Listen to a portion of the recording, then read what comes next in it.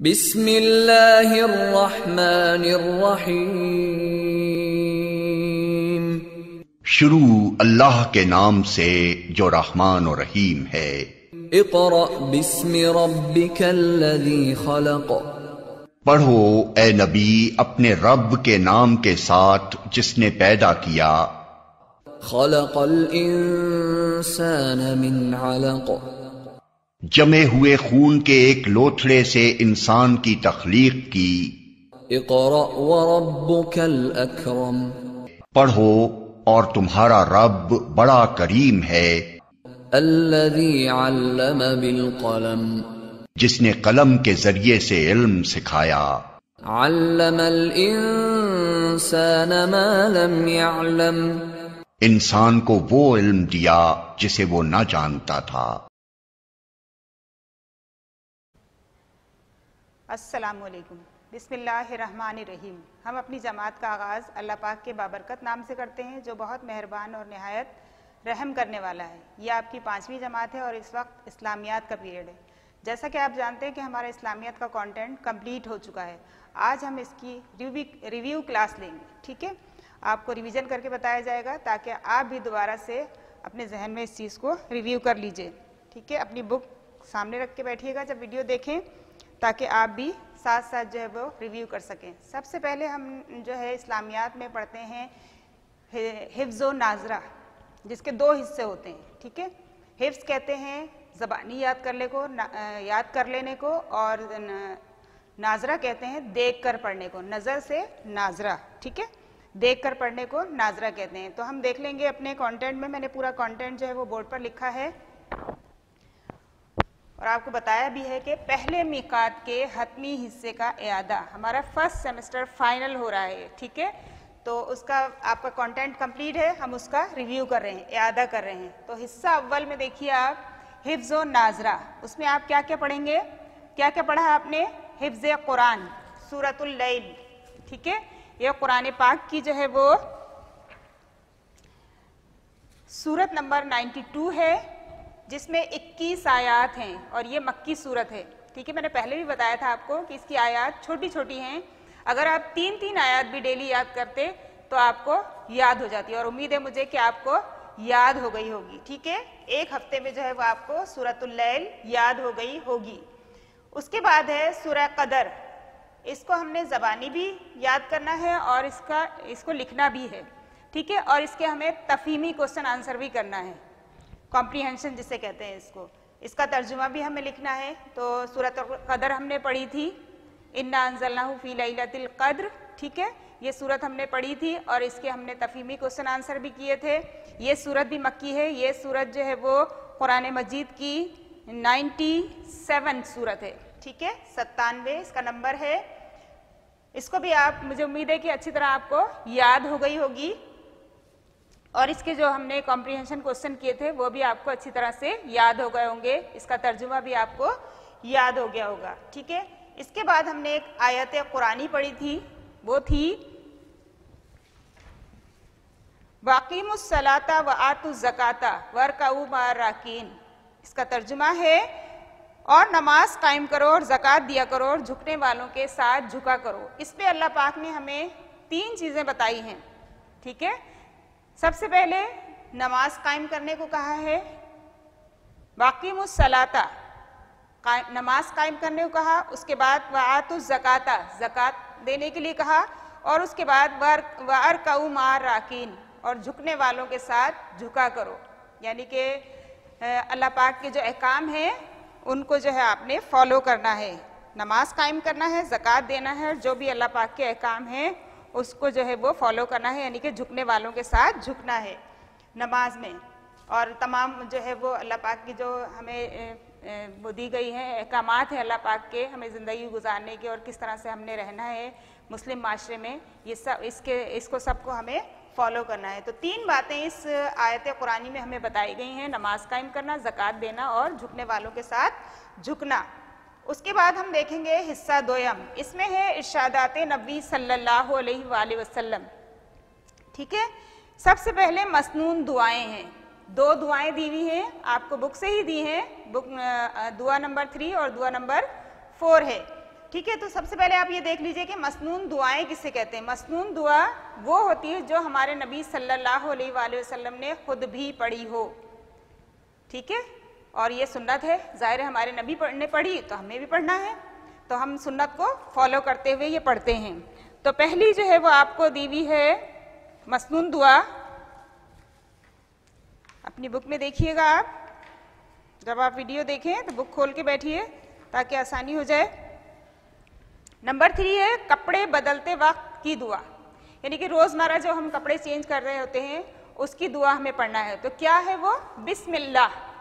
ठीक है, जो हम रोजमर्रा कपड़े चेंज कर रहे होते हैं, बदलते हैं, उसमें हम पढ़ेंगे बिस्मिल्लाह, शुरू अल्लाह के नाम से। ठीक है, और दूसरी दुआ हमें दी गई है, नंबर 4 है आपके बुक की दुआ का नंबर 4 है नए कपड़े पहनते वक्त की दुआ। अल्हम्दुलिल्लाहिल्लज़ी कसानी हाज़ा व रज़क़ानीही मिन गैरी हौलिम मिन्नी वला कुव्वत। ठीक है, शुक्र है अल्लाह ताला का जिसने मुझे ये कपड़ा पहनाया और बगैर मेरी कोशिश और कुव्वत के मुझे अता किया। जब हम कोई नया कपड़ा पहने तो हमें ये दुआ पढ़नी है। ठीक है, दोनों दुआएं हो गई। हमें जो हम आमतौर पर पहनते रोजमर्रा वो दुआ पढ़नी है हमें, और जब हम कोई नया ड्रेस पहने तब हमें ये दुआ पढ़नी है, अल्हम्दुलिल्लाहिल्लज़ी। ठीक है, उसके बाद है अहदीस मुबारका सल्लल्लाहु अलैहि वसल्लम। अहदीस मुबारका सल्लल्लाहु अलैहि वसल्लम भी हमारे नबी ने जो कुछ कहा वो हदीस है। ठीक है, इसको रावी जो है वो नकल करते हैं, मुख्तलिफ रावी हो सकते हैं। तो 2 हदीसें दी गई हैं इसमें। पहली हदीस है अफज़लुस सदक़ाती इन अंतशबा कुब्दन जायन। ठीक है, तर्जुमा सबसे बेहतरीन सदका भूखे को पेट भर खाना खिलाना है। इस हदीस में देखें हमें तरगीब दी जा रही है कि भूखे को हमें पेट भरकर खाना खिलाना है। अगर कोई भूखा है तो हमें तरगीब दी गई है कि उसको पेट भरकर खाना खिलाना है। यह हदीस बहुत बेहतरीन हदीस है और हमें इस पर अमल करना चाहिए। अगर आप किसी को देख रहे हैं कि कोई भूखा है तो आपको खाना खिलाना चाहिए उसको। उसके बाद है दूसरी हदीस देखिए, अल मुस्लिमु अखुल मुस्लिम ला यज़लिमुहु वला युस्लिमुहु। इसमें जो है इस हदीस में मुसलमान की खूबियां बताई गई हैं कि एक मुसलमान कैसा हो सकता है। बताया गया है कि एक मुसलमान दूसरे मुसलमान का भाई है, ना वो उसको धोखा दे सकता है और ना ही उससे कता ताल्लुक कर सकता है। ठीक है, मुसलमान की इसमें खूबियां बताई गई हैं कि हर मुसलमान जो एक दूसरे का भाई है, ना वो उसको धोखा दे सकता है, जाहिर है वो अपने भाई को तो कोई धोखा नहीं दे सकता ना, और ना ही उससे कता ताल्लुक कर सकता है, यानी कि उससे रिश्ता तोड़ सकता है। ये नहीं कह सकता कि ये मेरा भाई नहीं है या ये मेरी मुस्लिम उम्मत का बाशिंदा नहीं है। ठीक है, ऐसा कोई नहीं कह सकता। तो ये इस हदीस में भी देखें मुसलमान की ज़बरदस्त खूबियाँ बताई गई हैं कि ना वो धोखा देगा और ना ही वो जो अपना रिश्ता जो है वो ख़त्म करेगा। ठीक है, कता ताल्लुक़ करेगा, आपसे ताल्लुक़ ख़त्म कर लेगा, ऐसा नहीं है। मुसलमान हमेशा मुसलमान की मदद करता है और उसकी खैर ख्वाही का ख्वाहिशमंद होता है। ठीक है, ये हमने 2 हदीसें पढ़ी। ठीक है, उसके बाद आप देखिए हमने जो सबक पढ़े थे वो हमने इसमें 3 सबक पढ़े, शर्म हया, उस्ताद का एहतराम और मजलिस के आदाब। सबसे पहले हम देख लेते हैं शर्म हया को। ज़बरदस्त बात भी की गई, अल्लाह पाक ने कहा कि शर्म हया एक नूर है। ठीक है, मुसलमान की ऐसी खूबी है कि अल्लाह पाक ने उसको नूर करार दे दिया। ठीक है, शर्म हया एक ऐसा नूर है जो इंसान को खूबसूरत बना देता है। अगर इंसान में शर्म हया है तो वो खूबसूरत इंसान है अल्लाह पाक के नज़दीक, और मुसलमान में ये खूबी हो तो फिर क्या बात है। ठीक है ना, औरत हो या मर्द, अगर उसमें शर्म हया मौजूद है तो वो सचमुच एक खूबसूरत इंसान है। शर्म हया मुसलमानों के लिए बहुत अहमियत रखती है और अल्लाह ताला शर्म हया को पसंद करता है और चाहता है कि उसके बंदों में भी ये खूबी मौजूद हो। ठीक है, ये नूर उसके बंदों में नज़र आए। और हमारे नबी सल्लल्लाहु अलैहि वसल्लम तो शर्म हया का पैकर थे। आप सल्लल्लाहु अलैहि वसल्लम की तबीयत जो है वो नहायत हयादार तबीयत के मालिक थे। आपकी तबीयत, आपका मिजाज बहुत हयादार था। आप सल्लल्लाहु अलैहि वसल्लम ने फरमाया कि हया से हमेशा भलाई मिलती है, यानी कि आपके अंदर हया होगी तो आपके साथ हमेशा भलाई होगी। और शर्म हया जो है वो सिर्फ जो है वो हमें ये नहीं बताया गया कि सिर्फ शर्म हया जो है, हमें शर्म हया के बारे में ये बताया गया कि ज़िंदगी के किन किन मामलात में जो है वो हमें शर्म हया का ख्याल रखना चाहिए। सबसे पहले तो हमारा लिबास आ जाता है। हमारा लिबास ऐसा हो कि हम मुसलमान नजर आएं, ठीक है ना। हम लिबास पहन रहे तो अपना जिस्म पूरा छुपाना है हमें। और उसके बाद हमारी बातचीत का अंदाज हमारा ऐसा हो कि बेहुदा गुफ्तगू ना हो, उसमें गलत अल्फाज ना इस्तेमाल करें, हम अच्छे अल्फाज इस्तेमाल करें और जो है वो अपनी गुफ्तगू को जो है वो साफ सुथरा रखें, शाइस्ता गुफ्तगू करें, नर्म अंदाज में गुफ्तगू करें। उसके बाद है रहन सहन, हमारा लिविंग स्टाइल जो है वो सादगी उससे जाहिर हो कि आपके जो है वो इसमें सादगी है और शर्म और हया नज़र आए उसमें, ठीक है। आप जो हमारा रहन सहन होता है वो बिल्कुल अगर इस्लाम के ख़िलाफ़ होगा तो बिल्कुल गलत होगा ये, ठीक है ना। आदात जो है वो हमारी वो भी जो है वो शर्म और हया उसमें भी होनी चाहिए।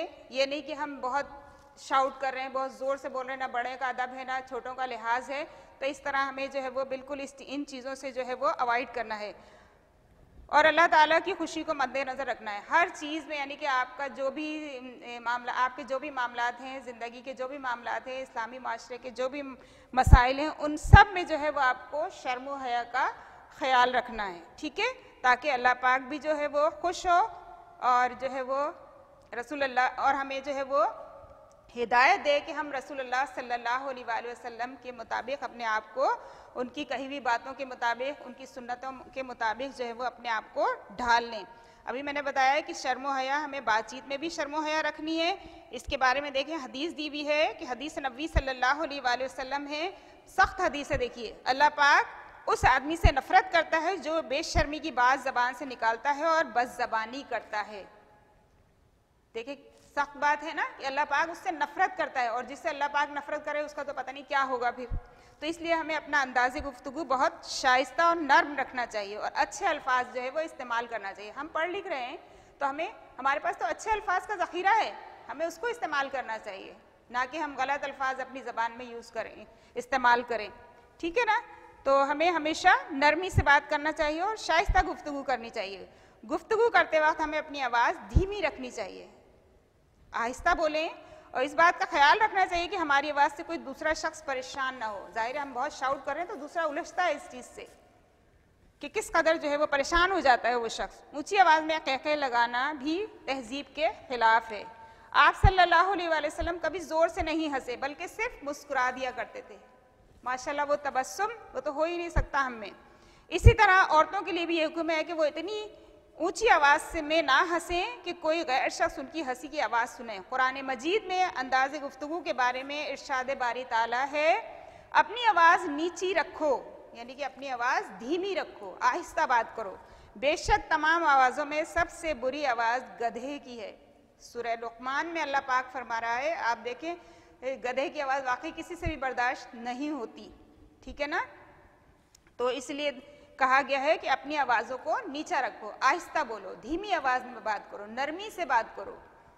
उसके बाद जो है वो लिबास में भी हमें शर्म और हया का ख्याल रखना चाहिए, यानी कि जो हमारा ड्रेस होता है उसमें भी हमें पूरा ख्याल रखना चाहिए। उससे हमारा ड्रेस ऐसा हो जिससे पता चले कि हम मुसलमान हैं, ठीक है। हमारा जिस्म पूरा जो है वो छुपा हुआ होना चाहिए, ढपा हुआ होना चाहिए, कोई गैर ज़रूरी हिस्सा नज़र ना आए। मर्द हो या औरत अपने जिस्म को लिबास से अच्छी तरह छुपाना लाजमी है। इसके बारे में भी देखें कुरान पाक क्या फरमाता है। कुरान पाक में अल्लाह ताला फरमाता है, ए आदम की औलाद, हमने तुम्हारे लिए लिबास पैदा किया। लिबास के बारे में भी देखें, हमें बताया गया है कुरान पाक में कि लिबास पैदा किया जो तुम्हारे जिस्म को छुपाता है और तुम्हें आरास्ता भी करता है। आरास्ता करता है यानी कि आपको खूबसूरत बनाता है। हम तरह तरह के ड्रेस पहन रहे होते हैं, हम हर ड्रेस में हमारा लुक बिल्कुल अलग आ रहा होता है, हम और ज़्यादा खूबसूरत लग रहे होते हैं। ऐसा है ना कि हम अच्छे से अच्छा ड्रेस पहनना चाहते हैं और अपनी खूबसूरती में इजाफा करना चाहते हैं। और अल्लाह पाक भी सूरतुल अराफ में जो है फरमा रहा है कि हमने तुम्हारे लिए लिबास पैदा किया जो तुम्हारे जिस्म को छुपाता भी है और तुम्हें खूबसूरत बनाता है। हमारा लिबास जितना खूबसूरत होगा उतने ही खूबसूरत नजर आएंगे। तो ये देखिए कितनी अच्छी बात है।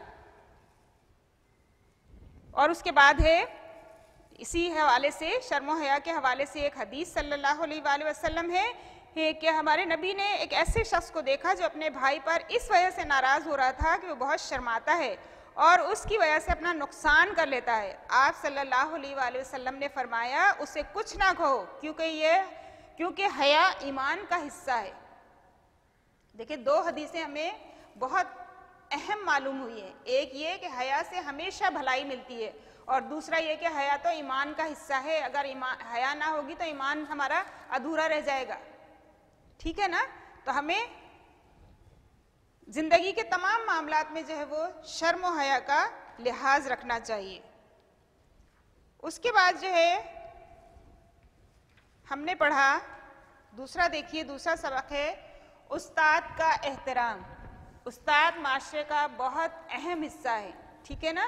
जिस तरह हमारे माँ बाप हमारी परवरिश करते हैं, इसी तरह उस्ताद हमारी तरबियत करते हैं और हमें तालीम देते हैं। उस्ताद की इज्जत करना हम सब पर फ़र्ज़ है। हमने भी उस्ताद से पढ़ा, आप भी उस्ताद से पढ़ रहे हैं, तो हम सब का फ़र्ज़ है कि हम अपने उस्ताद की इज्जत करें। ऐसा नहीं है कि सिर्फ हमने जिन्होंने पढ़ाया हम उन्हीं की इज्जत कर रहे हैं, उन्हीं से सलाम दुआ कर रहे हैं, उन्हीं से हम जो है वो ताल्लुक़ रखते हैं।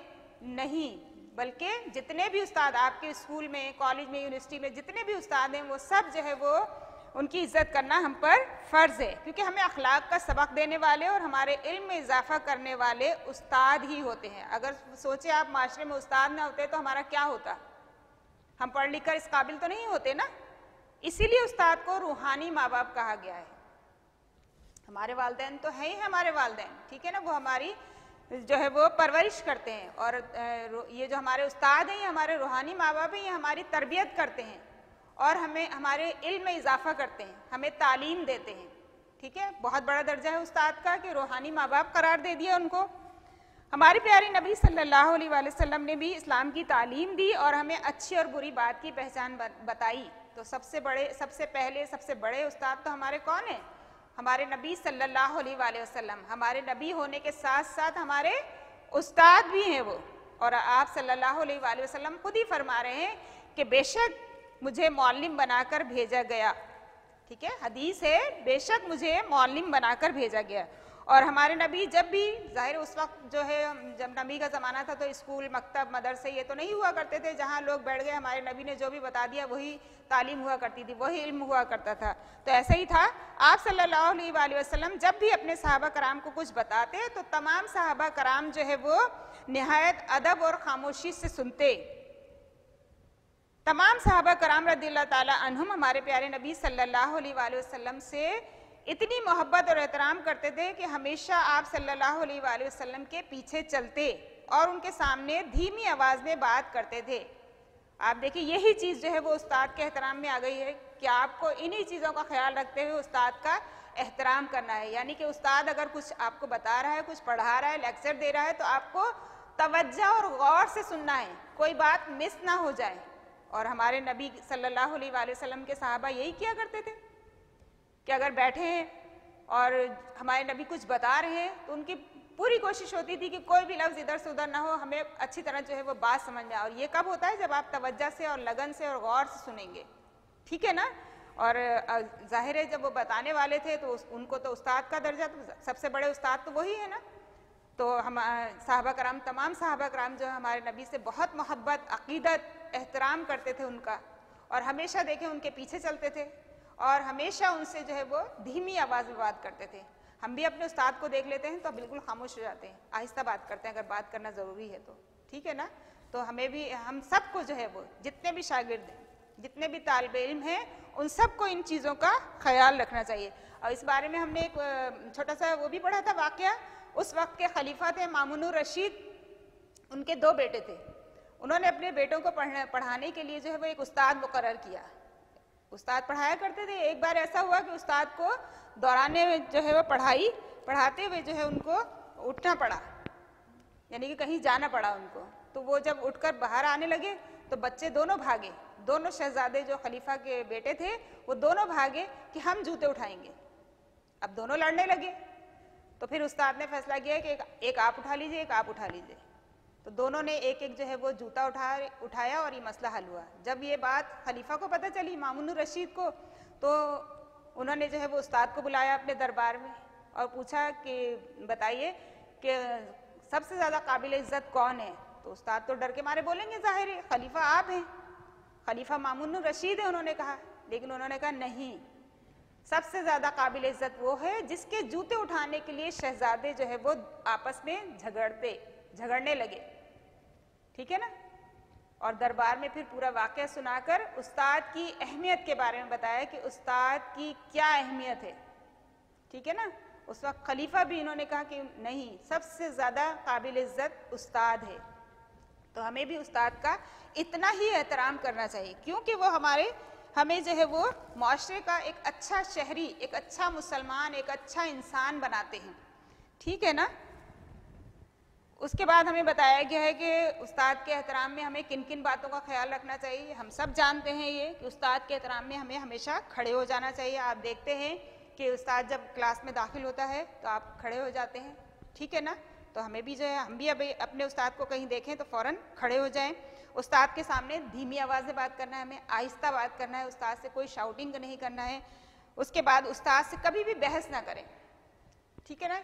ये तो बहुत ही गलत बात हो जाएगी कि आप उस्ताद से बहस कर रहे हैं, नहीं, उस्ताद से बहस नहीं करना। अगर उस्ताद कुछ कह रहे हैं तो आप खामोशी से सुन लीजिए और बाद में अपना मसला बता सकते हैं। अगर कोई ऐसा मसला हो भी जाए तो आप बाद में ये बात आराम से कर सकते हैं, लेकिन उस वक्त जो है वो आप खामोश हो जाएं और बहस ना करें। उसके बाद है अपने स्कूल के, अभी मैंने बताया कि हर उस्ताद को जो आपको पढ़ाते हो या ना पढ़ाते हो ज़रूर सलाम करें। उस्ताद आपको जो तालीम देते हैं उसे अच्छी तरह समझें और उस तालीम से मुतालिक जो भी काम वो करने को दें उसे वक्त पर करें। अगर आप उस्ताद का दिया हुआ काम नहीं करते तो आप उस्ताद की नाफरमानी करते हैं। जाहिर है आपने अवॉइड कर दिया उस चीज़ को कि दे दिया काम, मैं तो नहीं करता, कल देखूंगा मैं, परसों देखूंगा मैं, तो ऐसा नहीं है। आपको जो काम दे दिया गया है आप वक्त पर कीजिए ताकि आप अच्छे शागिर्दों में शामिल हों, फर्माबरदार शागिर्दों में शामिल हों। उसके बारे में देखें, हमारे नबी सल्लल्लाहु अलैहि वसल्लम ने फरमाया है कि जिससे इल्म सीखो उसकी इज्जत करो। जाहिर है जब हम जिसकी इज्जत करते हैं, एहतराम करते हैं, तो उनकी कही हुई बात का बहुत ख्याल रखते हैं, ठीक है ना, कि नहीं जो उन्होंने कहा है हमें पूरा करना है। तो इसी तरह उस्ताद को भी इज्जत देते हुए आप जो भी वो काम दें अपना जो हो, ठीक है ना। आप खुद भी देखेंगे, आप क्लास को अच्छी तरह से जो है वो कंडक्ट कर सकेंगे, जो भी लेक्चर दे रहे हैं टीचर वो आप अच्छी तरह से सुन सकेंगे। ऐसा नहीं है कि अब होमवर्क के डर से जो होमवर्क चेक करने का टाइम आ रहा है तो आप होमवर्क करने में लगे हुए छुप के, तो ऐसा ना करें। वक्त पर काम करेंगे तो आप जो है वो क्लास को अच्छी तरह अटेंड कर सकेंगे, ठीक है। अब देखें हदीस नबी सल्लल्लाहु अलैहि वसल्लम में उस्ताद और शागिर्द दोनों के बारे में बताया गया है कि उस्ताद और शागिर्द दोनों सवाब में जो है वो बराबर के शरीक हैं। जितना सवाब उस्ताद को पढ़ाते हुए मिल रहा है उतना ही सवाब शागिर्द को पढ़ते हुए मिल रहा है। तो हम दोनों को, उस्ताद को भी ख्याल रखना चाहिए और शागिर्द को भी ख्याल रखना चाहिए कि हमें पूरा पूरा सवाब मिले। अब वो पूरा पूरा सवाब कैसे मिल सकता है? जब हम तवज्जो और लगन से पढ़ेंगे, ठीक है ना। जो भी हमारे उस्ताद हमें बता रहे हैं हम वो अच्छी तरह से समझेंगे तो आप इस सवाब में जो है वो उस्ताद के साथ साथ बराबर के शरीक होंगे, ठीक है। अब हमारे पास आखिरी सबक था हमारा कंटेंट का मजलिस के आदाब, ठीक है। अब सबसे पहले आप देख लीजिए कि मजलिस किसे कहते हैं। किसी खास मौके या किसी खास मकसद से चंद लोगों के एक जगह जमा होने को महफिल या मजलिस कहा जाता है, ठीक है।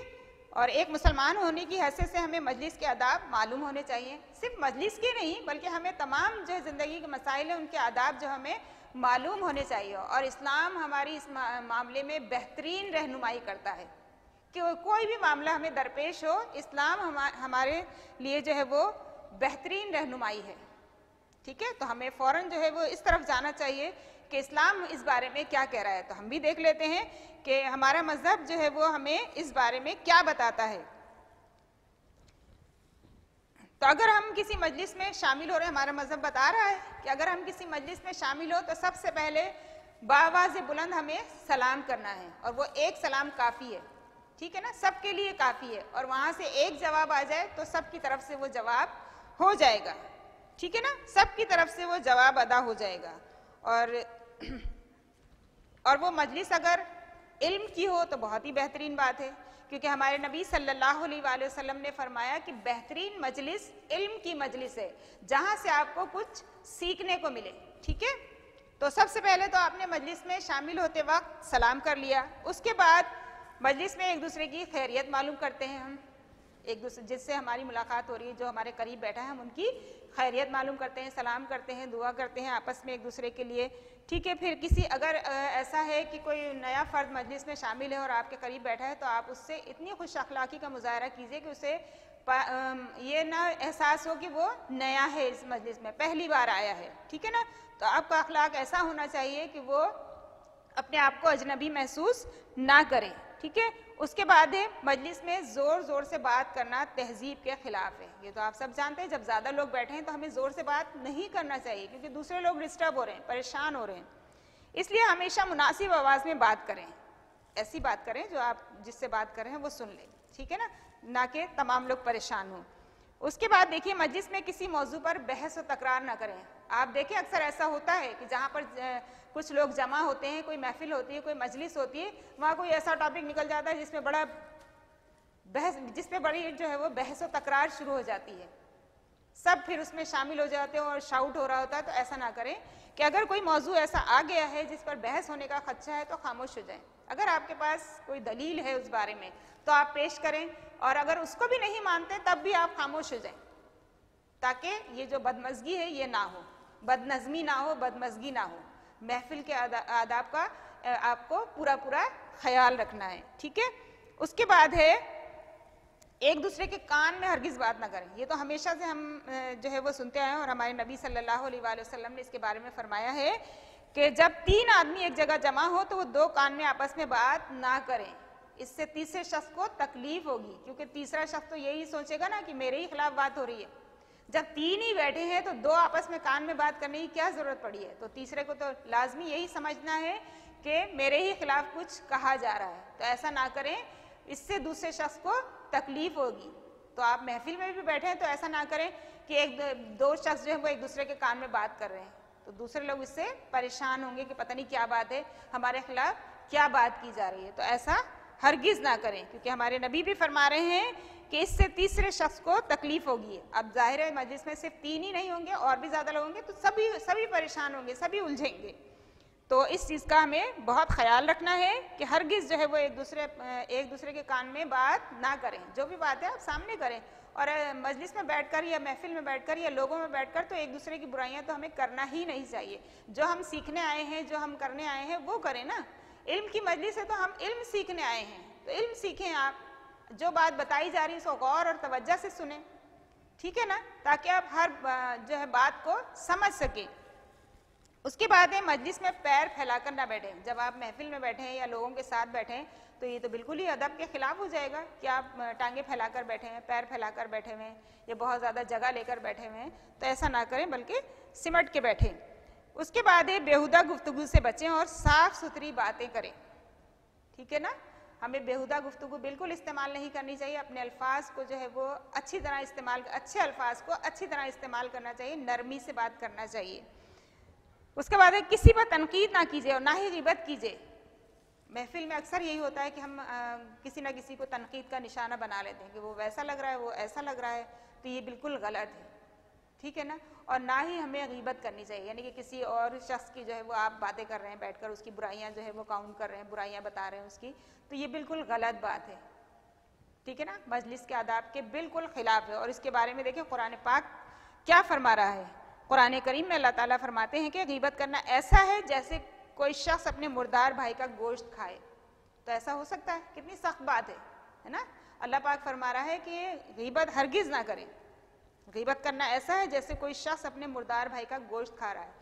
तो ऐसा तो कभी नहीं हो सकता कि हम अपने मुर्दार भाई का गोश्त खाएं, नहीं कर सकते। तो इसीलिए हमें इस तरह की बातें भी नहीं करना चाहिए कि किसी तीसरे शख्स के बारे में आप उसकी बुराइयां बता रहे हैं, उसकी खामियां बता रहे हैं, ना करें। उसकी अच्छाइयां देखें ना, हर शख्स देखें, हर शख्स में खूबियां भी होती हैं और खामियां भी होती हैं। तो आप खूबियों की तरफ देखें, क्यों खामियों के पीछे पड़ गए। उसकी खूबियों की तरफ देखें, उसको अप्रिशिएट करें, तो हो सकता है उसकी खामियां दूर हो जाएं, है ना।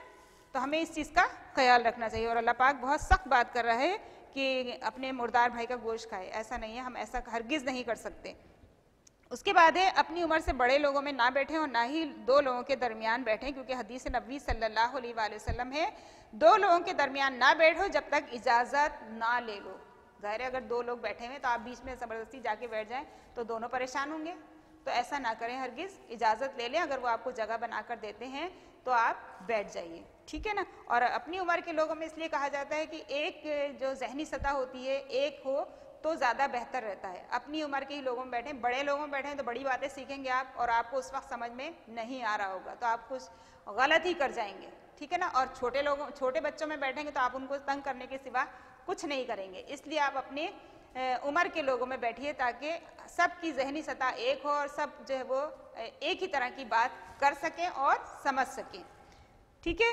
उसके बाद है मजलिस में कोई बात कहनी हो तो दूसरे को बात खत्म करने दीजिए और अपनी बात कहिए। ऊंची आवाज करके अपनी बात कहना या बीच में बोलना इंतहाई बदतमीजी और बदतहजीबी है, ठीक है ना।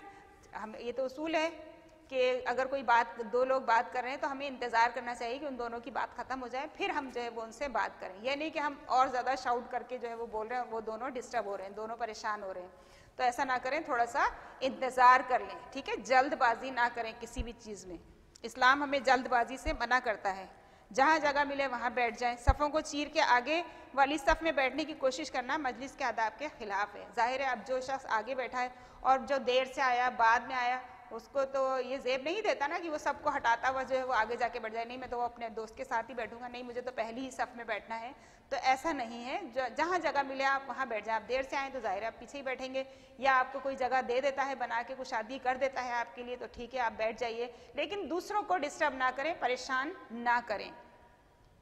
इसके अलावा मजलिस में बाद में आने वालों के लिए जगह बनानी चाहिए क्योंकि नबी करीम सल्लल्लाहु अलैहि वसल्लम ने फरमाया किसी शख्स को उसके बैठने की जगह से उठाना सही नहीं। अभी मैंने जैसे आपको बताया कि कोई शख्स आखिर में आया है और वो चाहता है कि मैं पहली सफ़ में बैठूं या मैं अपने दोस्त के पास बैठूं और उस शख्स को वहाँ से उठाकर जो उनके बराबर में बैठे हैं खुद बैठने की कोशिश करें, ये बिल्कुल आदाब मजलिस के खिलाफ है, ऐसा करना बिल्कुल गलत है, ठीक है। तो इसीलिए हमारे नबी ने भी फरमाया, बल्कि ये कहा है कि बाद में आने वालों को मजलिस में जगह दे दिया करो और कुशादगी कर दिया करो। जाहिर है जब बाद में लोग आते हैं, देर से आते हैं, तो उनके लिए जगह बनाई जाती है, थोड़ा थोड़ा सब जो है वो सिमट जाते हैं, हट जाते हैं और उनको जगह दे देते हैं ताकि वो बैठ जाएं। तो उनको भी जो है वो अदब को मुजाहरा करना चाहिए और जहाँ जगह मिले वहाँ बैठ जाना चाहिए, ठीक है। और मजलिस से जब हम निकलते हैं तो सबको अल्लाह हाफिज़ कहें और अस्सलामु अलैकुम कहें, ठीक है। ये हमने देखा अपना कंटेंट, हमने दोनों हिस्से देख लिए। इसके पहले हिस्से में हमने हिफ्ज़ व नाज़रा देखा, दूसरे में इशादात नबी सल्लल्लाहु अलैहि वसल्लम और उसके बाद जो हमने असबाक में शर्म हया, उस्ताद का एहतराम और मजलिस के आदाब, ये सब का हमने रिवीजन कर लिया। आपको अच्छी तरह से जो है वो समझ में आ गया होगा। अब मैं आपको होमवर्क देती हूँ कि आप अपना जो है ये वर्क कंप्लीट कीजिए, ठीक है। जो आपको दो कंटेंट दिए गए हैं उनका वर्क कंप्लीट कर लीजिए और इंडेक्स भी बनाइए। सब जानते हैं इंडेक्स कैसे बनाएंगे, जैसे जैसे आप वर्क करते जाएं वैसे आप इंडेक्स जो है वो फिल करते जाएं। और उसके बाद कंटेंट ये आप देख रहे हैं, ये बोर्ड पर पूरा कंटेंट लिखा है। पहले मिकात के हतमी हिस्सा, पहले मिकात का हतमी हिस्सा, ये लिखकर आप जो है वो कंटेंट बनाएंगे। सब कुछ डिटेल से जो है वो कंटेंट में लिख दिया गया है और आप भी जो है वो कॉपी में बनाकर लेकर आएंगे। जब आपका वर्क कंप्लीट हो जाए तो आखिर में कंटेंट बना लीजिए और वर्क करने के साथ साथ ही इंडेक्स भी फिल करते जाइए और आपकी कॉपी जो है वो तैयार हो जाएगी। उसके बाद जो है वो आप कॉपी भेजेंगे चेक करने के लिए और ताकि आपको मार्क्स और रिमार्क्स दिए जाएं। आपकी कॉपी कंप्लीट होगी तो आपको मार्क्स और रिमार्क्स दिए जाएंगे।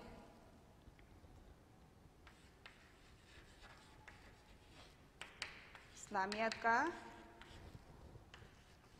वर्क मुकम्मल कीजिए और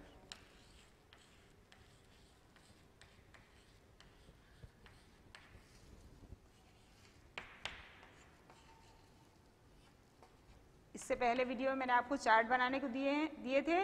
उम्मीद है दोनों चार्ट बन गए होंगे। उस्ताद का एहतराम और मजलिस के आदाब के बारे में मैंने दोनों चार्ट बनाने को दिए थे, वो चार्ट बना लिए होंगे।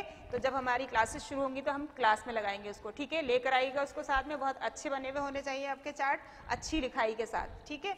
अब घर का काम मैंने दे दिया आपको, इस्लामियत का वर्क मुकम्मल कीजिए और कॉन्टेंट बनाइए ताकि आपको मार्क्स और रिमार्क्स दिए जा सकें, ठीक है। ये आपका कंप्लीट हुआ फर्स्ट सेमेस्टर फाइनल इस्लामियत कंटेंट और हमारा रिव्यू भी हो गया है, ठीक है। ठीक है।